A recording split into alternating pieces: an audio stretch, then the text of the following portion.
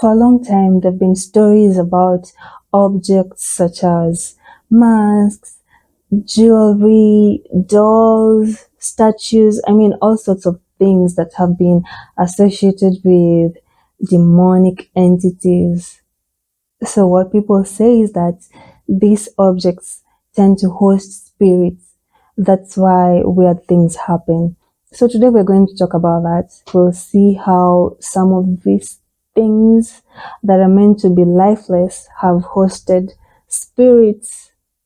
My name is Jacqueline Amon. Stay with me and welcome to my channel.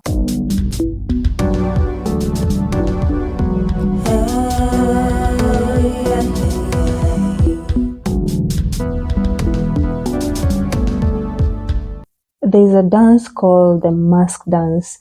It's done in different parts of Africa, mostly in the West, Central, and parts of Southern Africa.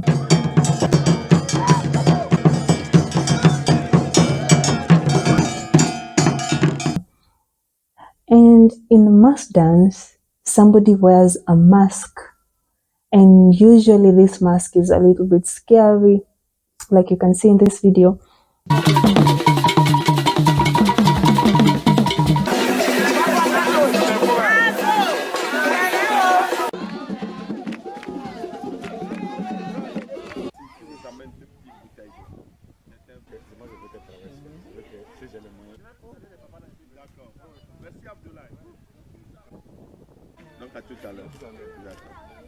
Et puis tu me dis pas, je t'invite moi.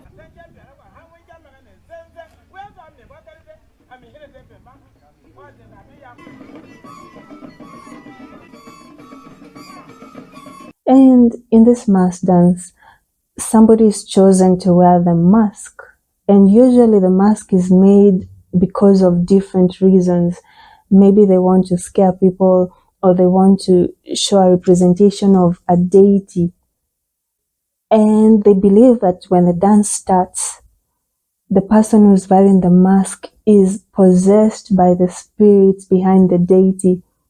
So they start acting like the deity that's involved. And whatever this mask wearer does is not criticized, which means this mask wearer can even beat you up or chase you around, sometimes even kill. Sorry, I don't know if it happens, but you get the point. And they won't be blamed for whatever happened when they were wearing the mask, because it's the spirit that did it, not them.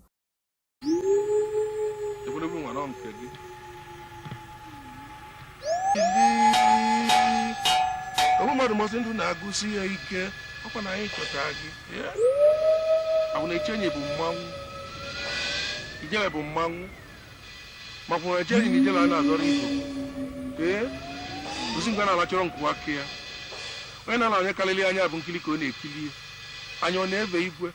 Bah, Apiana Baru, we are a robber. I want to give one more loss of an unputagi job. We put on an of your eh? And well, Maudi Chichen, and well, Agaba, and well, Quiblis, and well, Akataka, and well, Arch, but I'll give you danger. Udenji.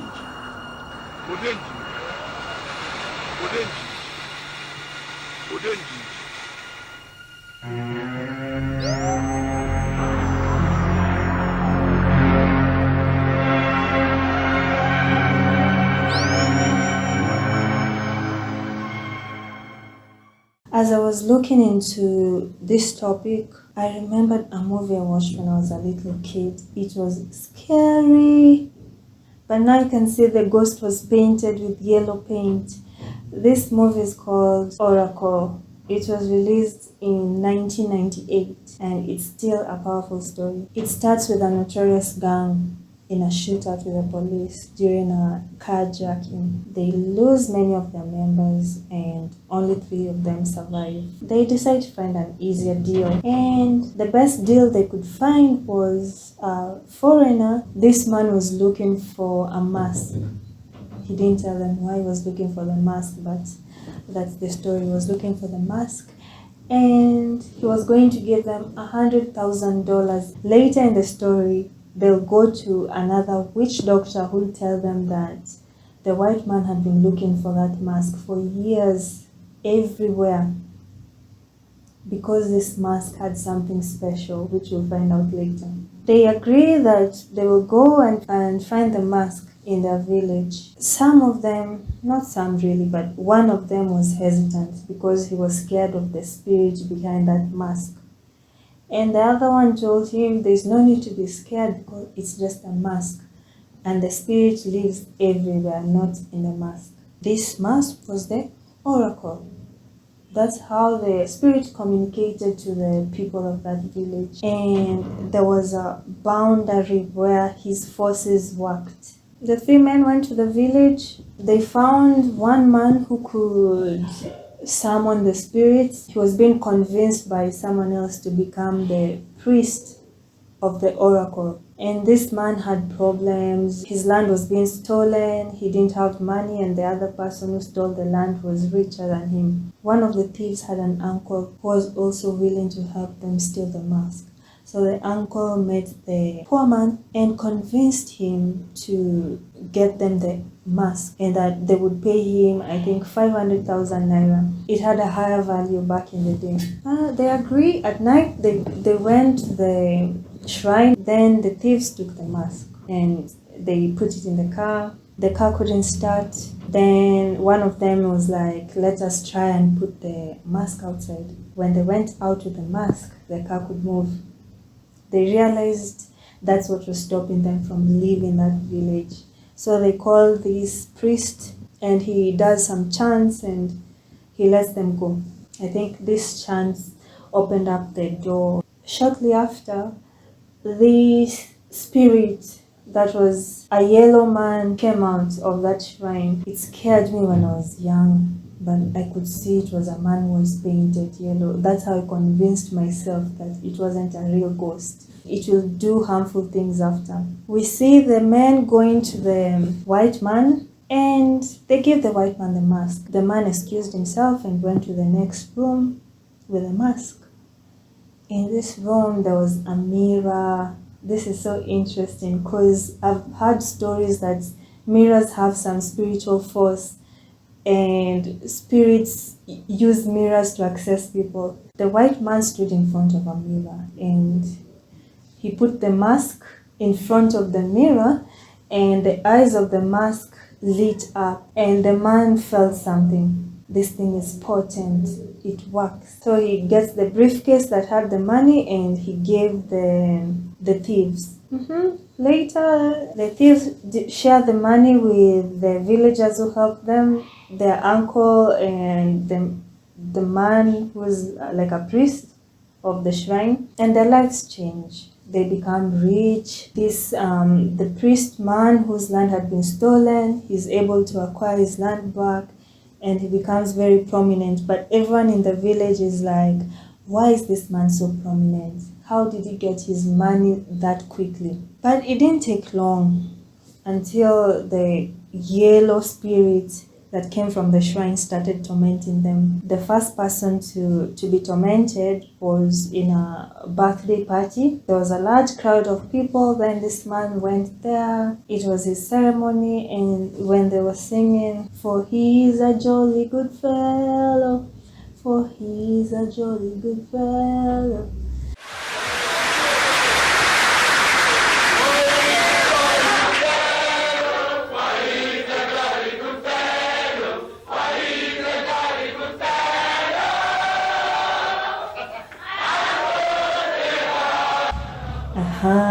Then the yellow thing flew in the sky outside at night, and it entered the room.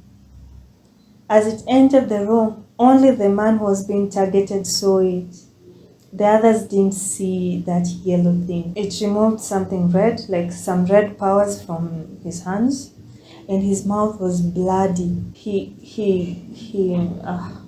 cast the powers on that man. Then this man choked and fell in the middle of the crowd, and he died. Everyone was freaked out in that party. They thought it was suspicious. Even the wife of one of the thieves asked him, "Do you really think this is normal? How did he die like that?" Because he was shouting, he was really scared. Anyway, they decided to bury him. They took him back to that same village where the oracle was. As the ambulance that was carrying the body tried to enter the village, the car couldn't move. So they had to carry the body physically and bury. Shortly after that, the uncle was walking in the village with some men, and he fell on the ground and died.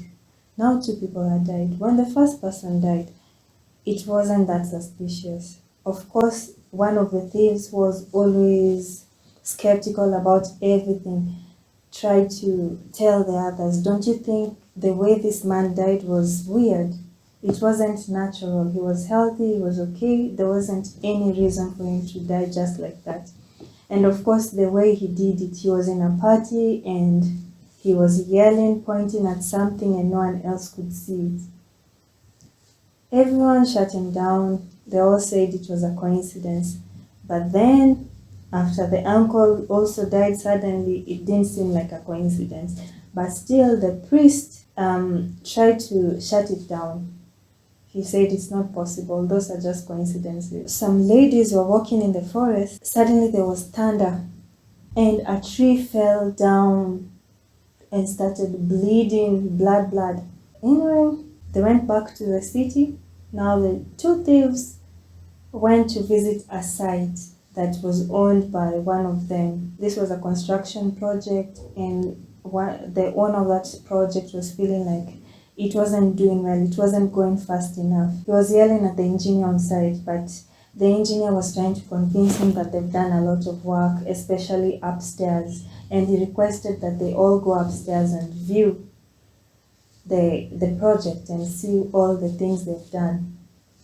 As they were upstairs, the yellow thing appeared, and this time it was targeting the owner of that project.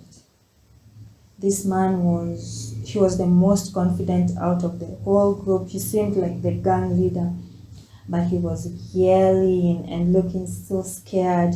He was pointing at that yellow thing and no one else could see it apart from him. And he was wearing glasses. So as he was trying to escape from it, towards the edge of the building, the yellow thing did its powers and he fell. There was a long steel rod, so it pierced him and he bled and died, and his glasses were all scattered there, broken. It was horrific. Now there is only, out of the 5 people, only 2 are remaining. 2 thieves have died. The uncle in the village has died. It's now 1 thief, the one who was always skeptical and scared, and the priest. So this thief is like, no way, he's going to be next. So he decides to go to the village and meet the priest again and try and find a solution. At this point, no one was tormenting the priest. He gave him nice words like, you'll be okay, don't worry. So this thief went back to the city. In the city, as he was sleeping, he got nightmares. He felt very disturbed, so he decided to go to a witch doctor. That's where they like finding their solutions. He went to a witch doctor. It was a woman, and this is the same woman who told him that she knew that him and his members of the gang had stolen a mask from a village, and the spirit behind this mask believed in justice, and it was angry and it wanted to take revenge on everyone. If he didn't return the mask, he would die. She advises this man to go back to the white man and request for the mask. He went to the same hotel where they met this man, but the white man wasn't there anymore and he didn't leave a contact or anything. He was doomed. He decided to go back to the village and see what to do with the priest, because now he was getting nightmares. He felt like he was going to be the next person to die. And he had a wife, so he was terrified. He needed to find a solution. Back in the village, finally the priest was being tormented. He was getting nightmares. He looked disturbed, and his village mates were asking him what the problem was. And remember, everyone was suspicious about where he got his wealth from, so he couldn't reveal this to anyone. he decided to go to one of his village mates whom he could confide in. This man advised him to confess in front of the whole village and tell them what he did so that the spirit of justice would forgive him. But he was too proud, he refused. He said he would go to a witch doctor himself and see if he could find a solution. He went to the witch doctor, and as he was there doing his magic, the yellow ghost appeared and it cast its powers on the witch doctor, and he fell to the ground and died. At this same time, the thief from the city came in the village and was running in the forest.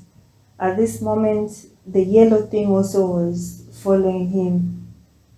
As he was running, it appeared, legs crossed, some red things on him, blood in his mouth. He did his powers, then the thief fell down, but we're not sure if he died or not. They left that suspense there. Same time, the priest, as he was running in the forest, he told himself he's not going to die and the powers of the yellow ghost. He would rather kill himself. So he took a rope and tied the rope on a tree, stood on the stool, tied the rope around his neck. He just fell on the ground because the yellow thing cut the rope with fire. I heard that this story was inspired by real events that happened in eastern Nigeria. And if you go back to our story, we can see the essence of masks, that there's a spiritual thing behind them. What I found interesting in the story was the way this white man also treasured the mask and he believed there were spirits behind them. Remember when he said the mask was potent and it reacted in front of the mirror? Now I'm starting to wonder if there's a possibility that all the masks that were stolen from Africa or sculptures were magical and maybe somebody is using them for powers. I mean, that's crazy, but there's a nun called Sister Agnes Sasagawa. She was living in a monastery in Japan, in a place called Akita.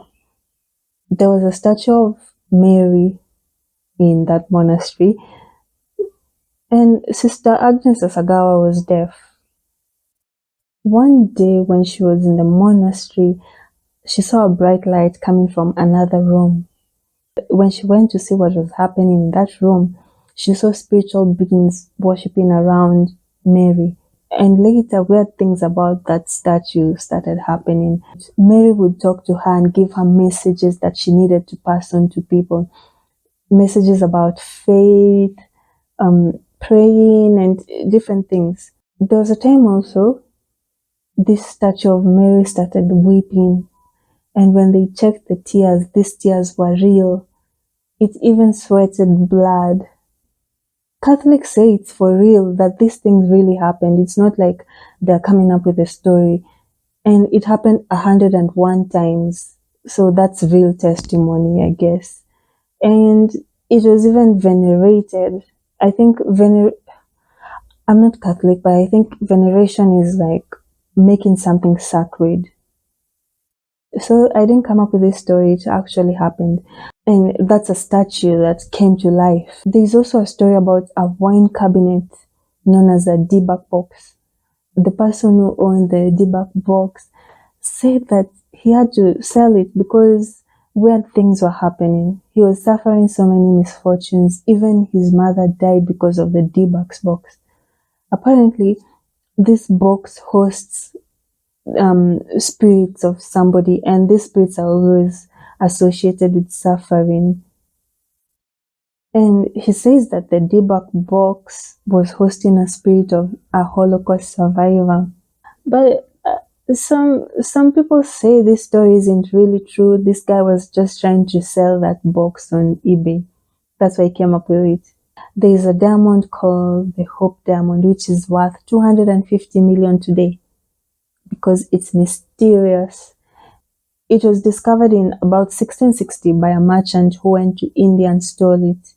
When he came back from India, he gave King Louis XIV and Marie Antoinette this Hope Diamond. And every time somebody ended up with a diamond, it seemed like there was a pattern where unfortunate things would happen. The man who stole this Hope Diamond was eaten up by wild dogs, and Marie Antoinette and King Louis XIV were executed during the French Revolution. Later, somebody who bought it also suffered many misfortunes. The son died young, then the daughter committed suicide, the husband became mental and went to a mental asylum. Then I think she lost all her wealth and became bankrupt. After, the postman who delivered this Hope Diamond to a Smithsonian Institute ended up also suffering different misfortunes. His house got burnt. Then the wife also died. Strange. As I've told you, the value of this thing is 250 million, but it could be because of the stories behind it. Maybe there's nothing weird about it. There's no spirit behind it, but the story makes it valuable. It's we see a pattern though, so it could be 50-50. Maybe the spiritual stuff is real, or these things just were coincidences. Let's talk about the Anabelle doll. This is a very innocent looking doll that was gifted to a nurse called Donna in 1970. When this nurse kept the doll in her room, her and her roommate noticed something weird.